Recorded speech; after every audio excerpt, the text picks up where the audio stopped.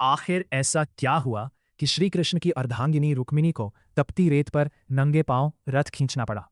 क्या यह केवल एक परीक्षा थी या किसी ऋषि के क्रोध की परिणति? कथा कहती है, एक दिन द्वारका में महर्षि दुर्वासा का आगमन हुआ। उनके तेज से पूरा राजमहल आलोकित हो उठा। भगवान श्री कृष्ण और देवी रुक्मिणी ने आदरपूर्वक उन्हें भोजन का निमंत्रण दिया।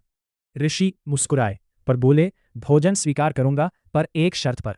रथ को स्वयं रुक्मिणी खींचेंगी और कृष्ण पीछे बैठेंगे। राजमहल स्तब्ध रह गया, पर धर्म और अतिथि सत्कार के लिए रुक्मिणी ने बिना संकोच शर्त स्वीकार कर ली। यात्रा आरंभ हुई। आकाश से आग बरस रही थी, रेत अंगारों सी तप रही थी। पांव छिल गए, सांसें तेज हो गईं, शरीर थकान से कांप उठा। अंततः रुक्मिणी ने करुण स्वर में कहा, स्वामी, अब प्यास नहीं सही जाती।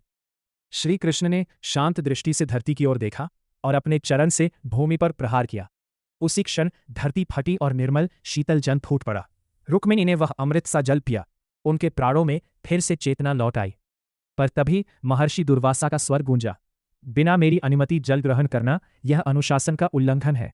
हे कृष्ण, अब तुम्हारे और रुक्मिणी के बीच सदा दूरी रहेगी। वातावरण गंभीर हो उठा। श्राप तो उच्चारित हो चुका था। कहते हैं, उसी श्राप के कारण आज भी देवी रुक्मिणी का मंदिर द्वारका नगरी से कुछ दूरी पर स्थित है।